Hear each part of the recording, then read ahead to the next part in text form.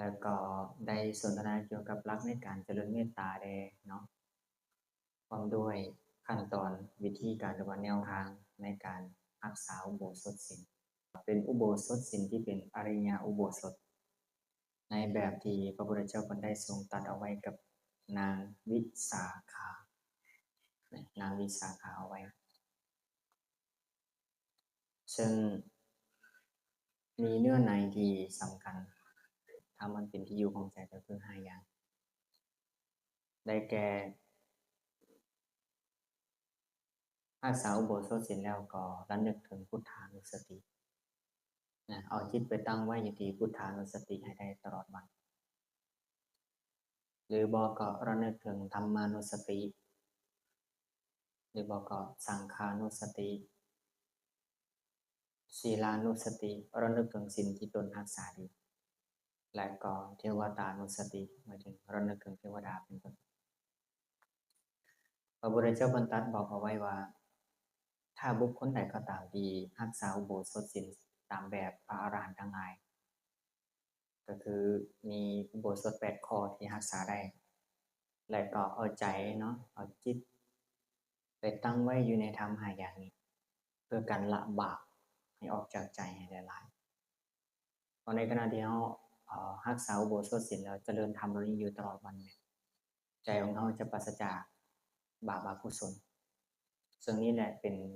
รูปแบบที่พระเจ้าบรรทัดกับนางวิสาขามีราคามาตาเอาไว้อุโบสถก็คือมีแบบทั่วไปเห็นปะแต่ว่าบุคเคยสอนที่อยู่ของใจนะที่อยู่ของใจในการที่จะอยู่ตลอดวันเนี่ยเมื่อรักษาอุโบสถแล้วเราควรเอาใจไปตั้งไว้อยู่ทำเราใดแต่ว่าในพระสูตรนี้พระเจ้าบรรทัดกับนางวิสาขาไว้ควรเอาจิตหรือเอาใจไปตั้งไว้ในธรรม5อย่างซึ่งก็จะได้ผลใหญ่แล้วก็ได้อานิสงส์ใหญ่เป็นต้นเนาะงั้นวันนี้เราก็มาศึกษาเรื่องทานกันต่อว่าในเรื่องบุญกิริยาวัตถุบุญที่สำเร็จด้วยการให้ทานการรักษาศีลและก็การภาวนาเป็นต้นเนาะในบุญกิริยาวัตถุ3นี้เนาะบุญกิริยาวัตถุก็คือจะเป็นที่ตั้งแห่งบุญก็ได้เป็นทางแห่งบุญก็ได้เป็นเหตุให้บุญสำเร็จก็ได้เหมือนกันเป็นส่วนแห่งกรรมดีเป็นหลักแห่งการเหตุกรรมดีหรือว่าเป็นทางแห่งการเหตุกรรมดีก็ได้หรือว่าความดีก็ได้ซึ่งจะมีอยู่สามทางเนาะในบุญกิริยาวัตถุได้แก่ทานะใหม่ทานะใหม่หมายถึงบุญสำเร็จด้วยการให้ทานนั่นเองบ่ว่าจะเป็นการให้แบบสิ่งของการให้ทานเป็นปัจจัย4หรือยิ่งต่างๆก็แล้วแต่ซึ่งการให้ในที่นี้เมื่อก่อนๆพวกเราก็ได้ศึกษากันมาตั้งแต่แม้แต่ให้แก่สัตว์เดรัจฉานก็ถือว่าเป็นการให้นะครับก็ถือว่าเป็นทางมาแห่งบุญแต่ว่ามันอาจจะบ่ได้หลายเมื่อเทียบกับการให้แก่คนและคนก็มาแยกระหว่างมีศีลกับทุกศีลและก็นักบวชนอกศาสนาที่พระเจ้าได้สมาธิ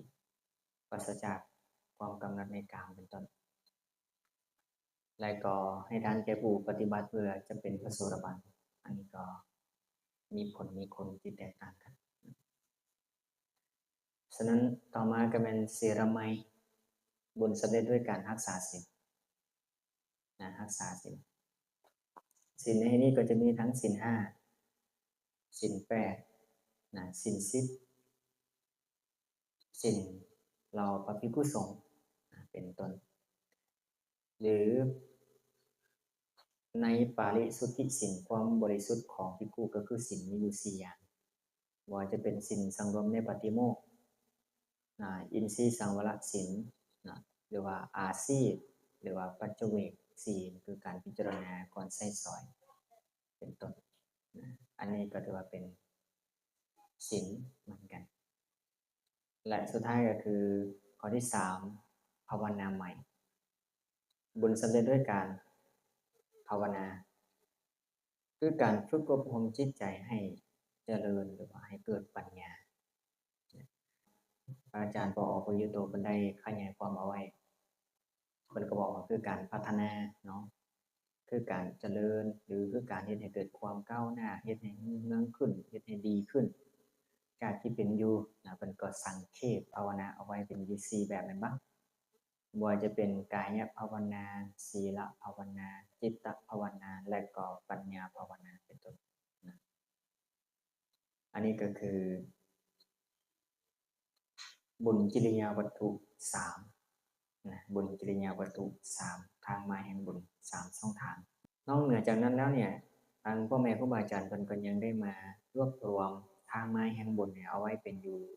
10ทางเป็นอยู่10ลักษณะหรือว่า10อาการก็ได้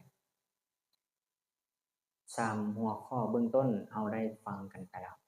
ก็คือบุญที่สำเร็จด้วยการให้บุญสำเร็จด้วยการรักษาศีลและก็บุญสำเร็จด้วยการภาวนาด้วยการฝึกอบรมจิตใจให้เกิดปัญญาเป็นต้นทีนี้คำว่าภาวนานี่มันไม่ได้หมายความว่าต้องเป็นนั่งสมาธิอย่างเดียวได้มันไม่ได้ชี้ไปใส่จุดนั้นเนาะทุกๆอิริยาบถของเราที่เราเอาใจไปตั้งไว้อยู่ในธรรมเราใดเราหนึ่งที่มันเป็นฐานของจิตเพื่อให้ปัญญาพัฒนามันก็เป็นการภาวนาไปโดยอัตโนมัติแล้วนะข้อที่4เนี่ยเพิ่นเอิ้นว่านะอัปปจาญาณใหม่หมายถึงบุญสำเร็จด้วยการประพฤติตนเป็นคนที่มีความเคารพอ่อนน้อมนะมีความเคารพอ่อนน้อมเป็นคนวางง่ายเป็นคนสอนง่ายในนั้นเนาะมันก็เป็นเหตุเป็นปัจจัยให้เราได้กุศลนะเป็นทางมาแห่งบุญเราได้ประพฤติตนเป็นคนอ่อนน้อมบ่จะเป็นการเข้าไปนะเห็นครูบาอาจารย์ก็บ่ถือเนื้อถือตัวเนาะมีความประพฤติมีความเคารพมีความอ่อนน้อมหลีกทางแก่คนที่ควรหลีกทางบูชาแก่คนที่ควรบูชาสักการะคนที่ควรสักการะนับถือคนที่ควรนับถือเป็นต้นจังซี่นะเนาะก็เป็นการกระทำแบบอ่อนน้อมก็เป็นทางมาแห่งบุญอย่างหนึ่งซึ่งนี่เป็นปัจจัยเฮ็ดให้เกิดในตระกูลสูงด้วยนี่การเกิดเนาะในอนาคตข้างหน้านี่ซึ่งมีเหตุปัจจัยมาจากการที่เราได้กระทำกรรมด้วยความเคารพเป็นต้นเป็นปัจจัยเฮ็ดให้เกิดในตระกูลสูงข้อที่5เวยาวจไมยเป็นบุญที่สำเร็จด้วยการคนขวายคอยรับใช้ในจิตต่างๆของคนอื่นที่เป็นบุญหรือว่าของเราพระภิกษุสงฆ์เป็นต้นกันว่าเวยาวเจ้าก่อนเฮ็ดด้วยใจที่บริสุทธิ์เนาะสะอาดเต็มที่จริงๆก็จะเป็นทางมาแห่งบุญประการที่5ข้อที่6เอิ้นว่าปัตตทานใหม่หมายถึงบุญที่สำเร็จด้วยความบ่ห่วงกันด้วยความบ่ห่วงกันปล่อยโอกาสให้ผู้อื่นอนุโมทนาในบุญที่ตนได้กระทำบ่ห่วงแหนบุญที่ตัวเองได้เฮ็ด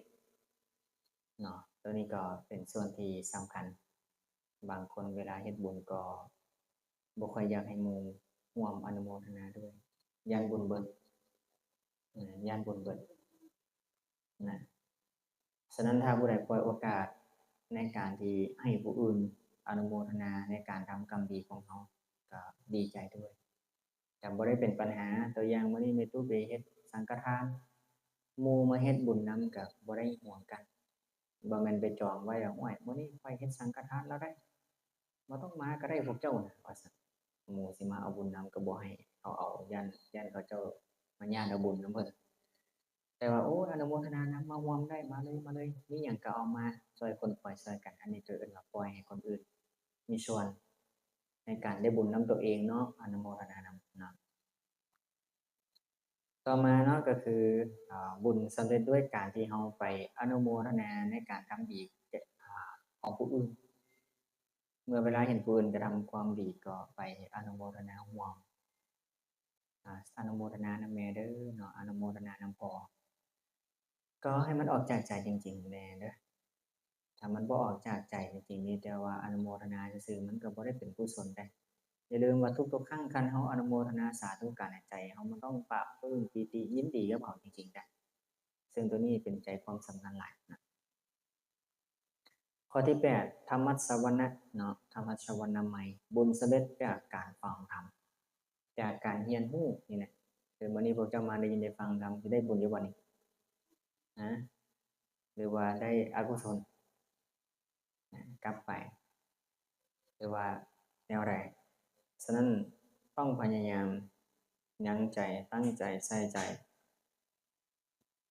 ในการฟังธรรมให้ดีๆให้ละเอียดนะให้ดีก่อนแล้วก็ธรรมะเสวนามัยบุญสำเร็จจากการแสดงธรรมะคือการให้ธรรมะเป็นทานอันนี้ก็เป็นบุญของผู้ให้เหมือนกันได้เป็นบุญเหมือนกันสุดท้ายข้อที่10เอิ้นว่าจิตตุสุขกรรมบุญสำเร็จจากการที่เราเป็นผู้ที่มีความเห็นโกง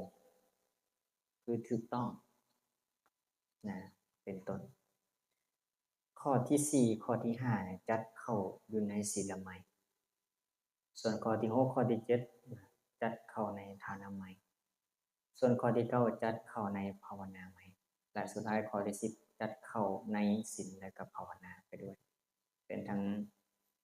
มีความเห็นถูกต้องเนาะอันนี้ก็คือสิ่งที่ครูบาอาจารย์ได้รวบรวมทางไม้แห่งบุญขยายเพิ่มขึ้นมาเป็น12ทางซึ่งเราสามารถเฮ็ดได้ถ้ามีโอกาสได้มามีโอกาสได้บุญตลอดวันมีโอกาสได้ครับ